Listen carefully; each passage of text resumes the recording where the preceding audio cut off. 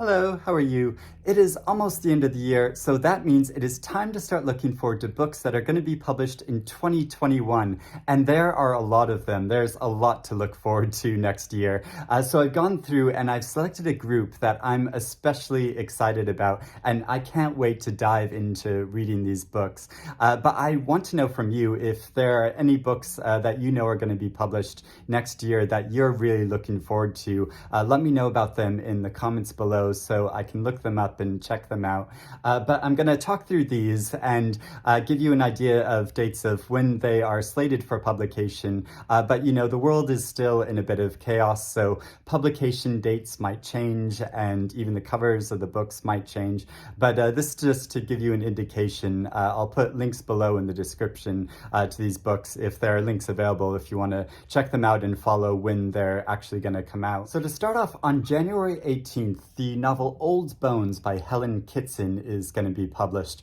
This is the author's second novel. The story is set in a village in rural England, and it involves three older women.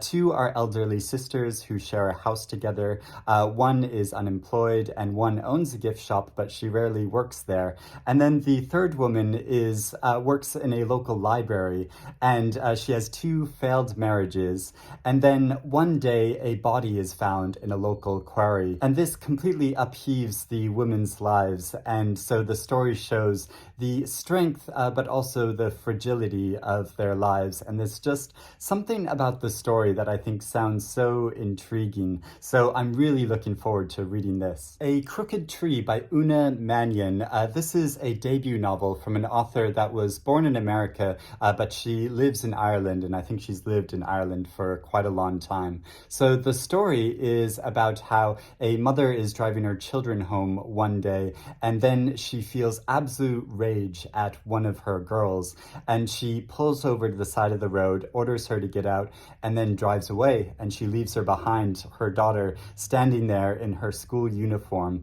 and her siblings are sort of watching her as she disappears into the distance. And the story sets off from there, and I think that is such an intriguing sounding start to a story, and I'm particularly drawn to reading this novel because there's a number of blurbs on it from authors that I've really enjoyed reading before, and so I trust their opinions. So Sarah Baum says that it's a brilliant novel. Every page is rich in atmosphere. Every character is vividly described. And then on the back, there's a number of other blurbs from authors like Lucy Caldwell, who's a great writer, Irish writer of short fiction, who says it is atmospheric, immaculately plotted, with a sense of danger seeping from every shadow, a thoroughly gripping read. And also the author Patrick Ryan says, a fiercely compelling novel. I couldn't stop reading because I had to find out what happened to these kids. So yeah, it sounds like a really thrilling book, as well as a moving, very emotional story.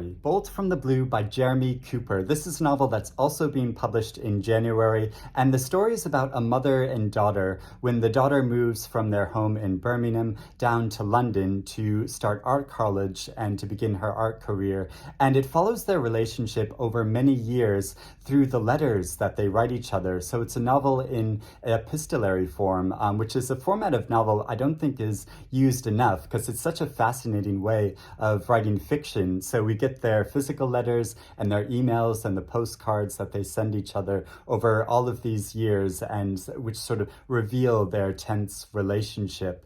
And the writer Adam Scovell, who I read his novel How Pale the Winter Has Made Us last year and really enjoyed it. And he says, Jeremy Cooper's work is consistently haunting and layered, built on a refreshing trust in the reader to delve deeper behind the quiet insinuations of his prose. His work resists every modern accelerant, creating a patient and precise tonic. He's easily one of the most thoughtful British fiction writers working today. Next is a writer who I personally think is one of the greatest British fiction writers working today, and that is Niven Govinden, and his new novel, Diary of a Film, is going to be published on February 18th. So the story is about a man who is considered a great auteur of cinema, and he's premiering his new film with his lead actors at a European film festival. And while he is there, he meets an cafe a woman who he gets to talking to, and as she's telling him her story, he decides that this is going to be his next film. So this is a novel about flaneurs and cinema and queer love and the creative process, and I can't wait to read it. Next are not one, but two new books by my favorite author, Joyce Carol Oates, which are both being published in February by Echo Press. So, I never have to wait that long for a new book by Joyce Carol Oates, but I feel like I'm being spoiled this time with two new books by her being published on the same day. So the first is a collection of short stories called The Other You, and then there is a new book of poetry called American Melancholy, and this is quite special because Joyce hasn't published a book of poetry since 1996. It's been 25 years.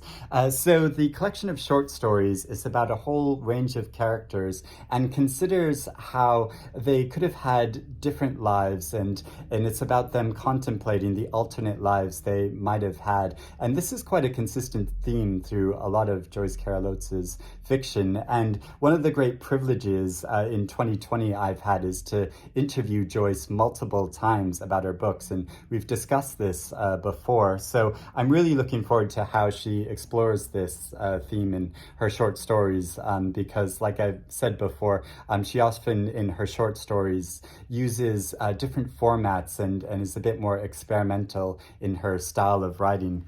And then her poetry is about a whole range of subjects to do with contemporary American life. I think a number of the poems are quite playful and funny in their tone. For example, there's a poem which is about a number of different writers and speculates how their books weren't ghost written but were cat written, so were written by their cats.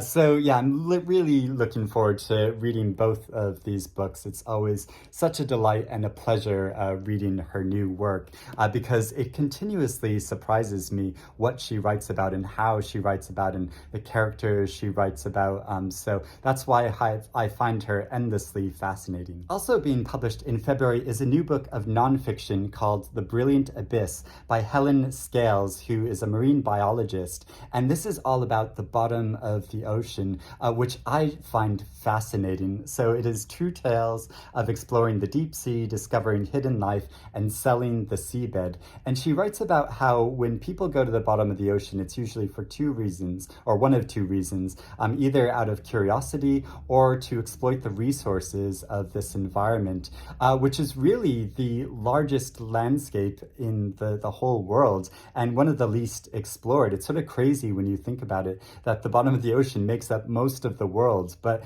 we really know very little about it. And I love watching David Attenborough nature programs, and one of my favorite episodes is in the Blue Planet 2, the episode The Deep, and that goes down to the bottom of the ocean, looking at all the strange and bizarre and fascinating creatures that inhabit this whole landscape that we know very little about, and how they communicate with each other through flashing light. And so it's sort of crazy also when you think about it, that this is probably one of the most common forms of communication between creatures on the whole planet, but it's a whole language that we know nothing about or very little about as well. And so I just find it so fascinating. So I'm looking forward to reading more about this whole landscape. Love is an Ex-Country by Randa, Jarrar. This is a memoir which is being published on February 2nd and is about the author's journey across America, taking a road trip,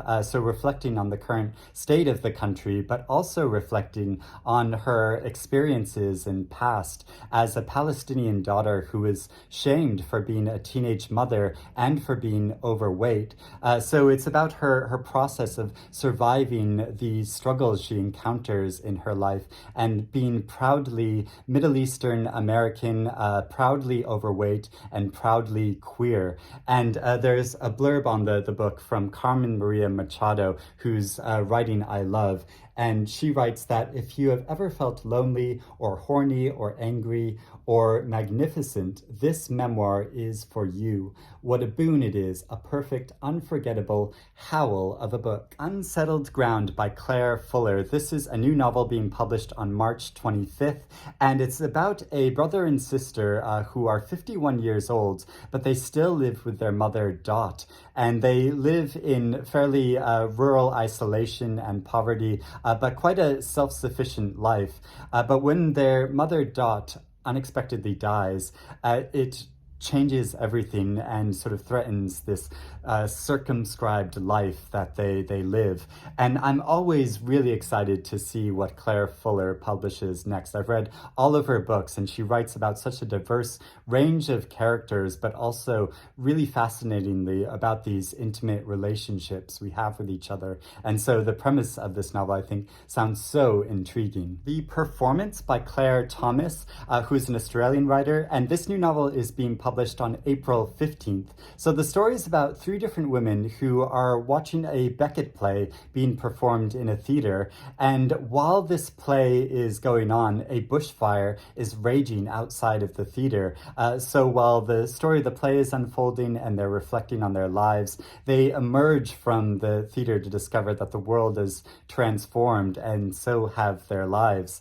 So I think that sounds so good, and it'll also probably be quite poignant to read this, now that theaters have been closed for so long, and I really like going to the theater, but haven't been able to for quite a long time. So yeah, I'm really looking forward to reading this. Next, so excitingly, is a new novel by Jessie Greengrass called The High House. This is also being published in April, and this is a proof copy, so I think this is what the finished copy will look like, and the cover is so beautiful, and I think this story sounds so intriguing and good. You know how much I love Jessie Greengrass's work. Her short story collection, but also her debut novel, Sight, I thought was so extraordinary. And this looks at the climate crisis and is about a family who try to take shelter from the rapidly changing weather around them by taking sanctuary in a house that is on a high level of ground to escape sort of the flooding around them, and they've sort of prepared for this disaster. And I read an extract from this novel in Granta magazine. I thought it was so powerful and thrilling. And there is a great blurb on the back of this book by the writer Max Porter, who writes, "The High House is about the great crisis of our time, but it is an unconventional domestic drama performed on an intimate stage. It shows us what strange, shapeless agony comes of loving one another, being alive together, preparing for the end of one story and the beginning of the next." The Art of Falling by Danielle McLaughlin. This novel is being published on January 21st, and I am so excited about this because Danielle McLaughlin, even though this is her debut novel, her book of short stories, Dinosaurs on Other Planets, is one of my favorite books from the past decade. So this novel is about a woman whose marriage is slowly recovering from when her husband had an affair, and professionally she's in charge of curating an art exhibit from one of Ireland's most beloved sculptors. But then two people enter her life. One of them claims to have actually sculpted a work of art that the artist is claiming to be his own. And then the other person is someone from her past who threatens to reveal something about her history. So I think it's about sort of reckoning with the past and how much we need to lie to ourselves in order to survive and carry on, but also the consequences of that. There's also a great blurb on the back of this from the great author Anne Enright, who says, "This is not a debut in the usual sense, a promise of greater things to come. There is no need to ask what Danielle McLaughlin will do next. She has done it already. This book has arrived. I think it will stay with us for a long time. Open Water by Caleb Azumah Nelson. This is a debut novel which is being published on February 4th, and it's about a relationship between two young individuals who both got scholarships to private universities and have subsequently become artists, one a photographer and one a dancer. And so it's a love story about their meeting and their relationship with each other, but also the challenges they have being both celebrated and rejected for their identities. So the writer Jessie calls this a love song to black art and thought. Brewed by Zakiya Polzin. This is a novel being published on April 1st, and it has such an intriguing premise. So it's about a woman who recently had a miscarriage, and it's about her process of keeping 4 chickens in a coop and her struggle to keep them alive over a winter. And so the author, Karen J. Fowler, says this is completely original, full of surprises, humor, grief, and wisdom, and just the right amount of chickens. How to Kidnap the Rich by Rahul Raina. This is a novel being published on May 6th, and the story is about a man named Ramesh who gets paid to take an exam for an intolerably lazy, rich teenager named Rudy, and he aces this exam, and this unexpectedly makes Rudy into a celebrity. And so it's about their relationship and the schemes that they make with each other. It's meant to be a satire on contemporary India, as well as being a gripping crime thriller. So yeah, I think that sounds really good. Slug by Hollie McNish. This is being published in May from the award-winning poet who published a collection called Plum, which I absolutely loved. And I think it's so fascinating how she blends into her poetry and writing her own experiences and life. So this is a mixture of poetry as well as short stories and memoirist pieces about her life. And there's such a raw honesty to her work, I think, that really uncovers the contradictions of both our lives and society in general. But her writing also makes me laugh a lot. The Other Black Girl by Zakiya Dahlia Harris. This is a debut novel which is being published in June, and I think this sounds so fascinating and will be sort of spilling the tea on the publishing industry because the author worked at Knopf in editorial for a few years, and the story is about a young Black woman who enters the publishing industry, and while she's working at a publisher, she meets another Black young woman there who she thinks there'll be a natural alliance between them, but then feels that there has to be a rivalry because she has this sense that there can be only one Black woman working in this publisher's house. So yeah, really intriguing. And then finally, looking much further ahead into the future, all the way to September, the new novel by Gavin McRae called The Sisters Mao is going to be published. And I can't wait for this because his debut novel, Mrs. Engels, is another one of my favorite books from the past decade. I thought it was so extraordinary. And this new novel is about a theater family living in London in the 1950s and how their lives become entwined with the wife of the former Chinese communist leader. That sounds so intriguing. I can't wait to read this. So those are all the books. There's a lot to be excited about that's going to be published next year. Let me know if any of these, if I've perked your interest in any of these, which you're most intrigued by. And again, any books that you know are being published next year and that you're really looking forward to, let me know about them in the comments below and we can have a chat.